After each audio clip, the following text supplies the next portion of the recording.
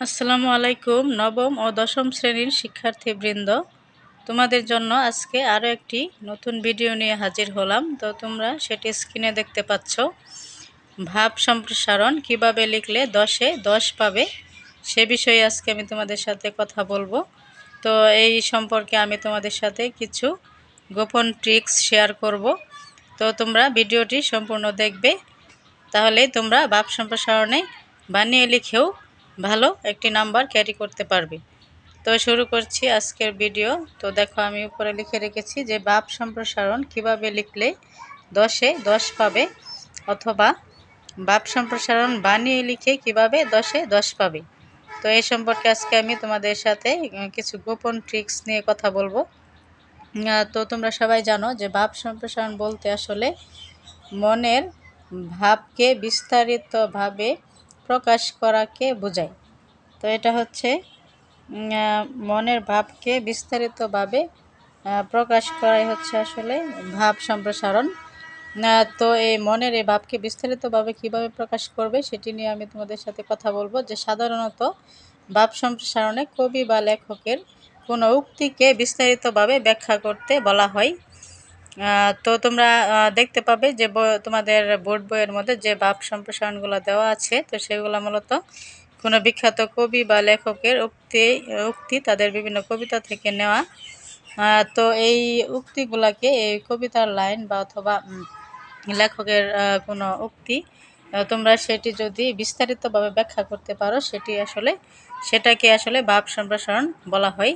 যে ভাব সম্প্রসারণ 3টি প্যারা আকারে লিখতে হয়। তো আসলে এটা তোমরা কেউ কেউ আছে যে বইয়ের মধ্যে যেভাবে দেওয়া যে ভাব সম্প্রসারণ, এভাবে মূলত দেখে দেখে লিখে ফেলে। তো তুমি যদি ভালো নাম্বার পেতে চাও, তো এটা লেখার আসলে একটা টেকনিক আছে। তোমাকে 3টি প্যারা আকারে এই ভাব সম্প্রসারণটি লিখতে হবে।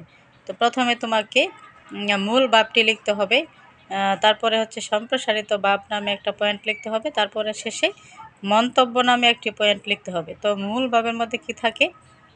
মূল ভাবের মধ্যে হচ্ছে যে উক্তিটিকে তোমাকে ভাব সম্প্রসারণ করতে বলা হবে, সেই উক্তিটির মূল কথা 4 অথবা 5 বাক্যে তোমাকে লিখতে হবে। তারপরে দেখো, সম্প্রসারিতভাবে কি লিখতে হবে। এটা হচ্ছে যে বিষয়টি নিয়ে তোমাকে ভাব সম্প্রসারণ করতে বলা হবে, তো সেই মূল ভাবটিকে বিশ্লেষণ করে লিখতে হবে। এখানে মূলত যুক্তিতর্কের মাধ্যমে বিভিন্ন বক্তব্য অথবা বিভিন্ন ধরনের উক্তি, প্রাসঙ্গিক উক্তি ব্যবহার করে তুমি সেই মূল ভাবটিকে বিশ্লেষণ করে বড় করে লিখবে। তারপরে হচ্ছে মন্তব্যতে তুমি কি লিখবে? এখানে হচ্ছে ভাব সম্প্রসারণের শেষ কথা বা সার কথা 4 অথবা 5 বাক্যে তোমাকে লিখতে হবে। লিখে তোমাকে এই ভাব সম্প্রসারণটি শেষ করতে হবে। তো তোমাকে একটি উক্তির মাধ্যমে মূলত উক্তিটিকে বিশ্লেষণ করে কিভাবে লেখা যায় সেটা হচ্ছে ভাব সম্প্রসারণ। তো ভাব সম্প্রসারণ লেখার আরও কিছু নিয়ম রয়েছে। দেখো, আমি তোমাদের সুবিধার জন্য লিখে রেখেছি। দেখো, যে অংশের ভাব সম্প্রসারণ করবে তা ভালোভাবে বুঝতে হবে। তো প্রথমে ভাব সম্প্রসারণ ভালো করতে গেলে তোমাকে যে অংশটুকুর ভাব সম্প্রসারণ করতে বলা হবে তা ভালোভাবে পড়ে সেই অংশটিকে ভালোভাবে বুঝতে হবে যে আসলে এই উক্তির মধ্যে কি বলা হচ্ছে। তারপরে 2 নম্বরে দেখো, যুক্তিতর্কের মাধ্যমে ভাব বিশ্লেষণ করুন ও সহজ ভাষায় গুছিয়ে লিখুন। তার মানে এই যুক্তিতর্কের মাধ্যমে ওই যে ভাবটা যেটাকে তোমাকে বিশ্লেষণ করতে বলা হবে সেটা বিশ্লেষণ করতে হবে এবং অত্যন্ত সহজ ভাষায় নিজের মতো করে লিখতে হবে। এখানে কঠিন কোনো শব্দ বা জটিল শব্দ ব্যবহার করা যাবে না, যেটি এক্সাম যিনি খাতা দেখেন সেই যেন মানে তোমার ভাষা বুঝতে পারেন না, এরকম কোনো ভাষা ব্যবহার করা যাবে না। তো 3 নম্বরে দেখো, জটিল বাক্য ও কঠিন শব্দ এড়িয়ে চলতে হবে। তার মানে এখানে তুমি অত্যন্ত সহজ ভাষায় এই ভাবটিকে তোমার নিজের মতো করে এটাকে বিশ্লেষণ করতে হবে। তারপরে 4 হচ্ছে প্রাসঙ্গিক উদাহরণ ও প্রতীক ব্যবহার করতে হবে। তো এই যে বাক্যটিকে তোমাকে ভাব সম্প্রসারণ করতে বলা হবে, সেইটির সাথে যেগুলো প্রাসঙ্গিক কোনো উক্তি বা কোনো প্রতীক অথবা কোনো উদাহরণ যদি থাকে, তো সেটা তুমি এখানে ব্যবহার করতে পারো। তারপরে দেখো, 5 নম্বরে প্যারা আকারে লিখতে হবে। এটা আমি আগে বলেছি যে এখানে 3টি প্যারা আকারে লিখতে হবে। 1 হচ্ছে মূল ভাব, 2 হচ্ছে সম্প্রসারিত ভাব, তারপর 3 নম্বরে হচ্ছে মন্তব্য। এই 3টি প্যারা আকারে তোমাকে অবশ্যই লিখতে হবে। তারপর 6 নম্বর হচ্ছে প্রাসঙ্গিক উদ্ধৃতি বা কোটেশন ব্যবহার করতে হবে।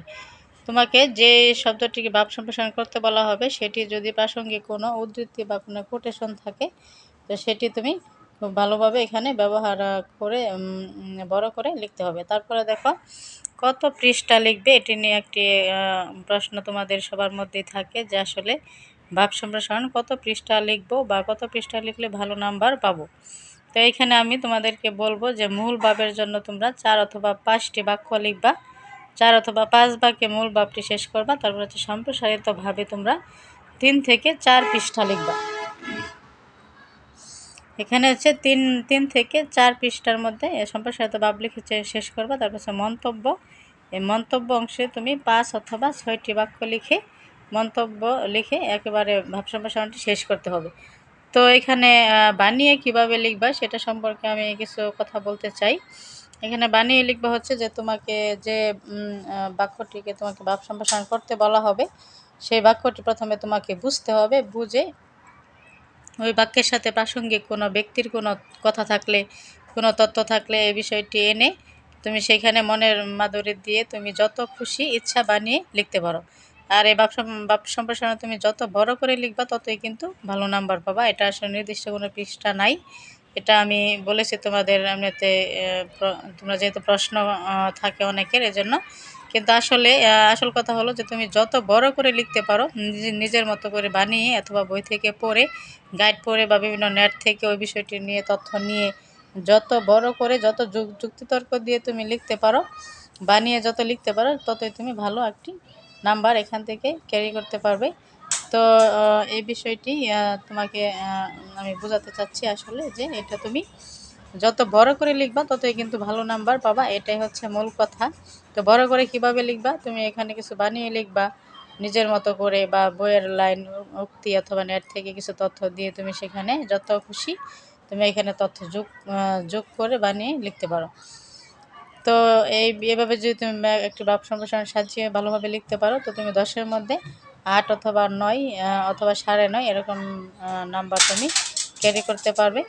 তো এই হলো আমার আজকের ভিডিও। তো তোমরা যারা ভিডিওটি দেখছো, তোমাদের কাছে যদি ভিডিওটি ভালো লেগে থাকে তোমরা আমার চ্যানেলটিকে সাবস্ক্রাইব করবে, সাবস্ক্রাইব করে পাশে থাকবে। তো এই ছিল আমার বক্তব্য। ধন্যবাদ সকলকে।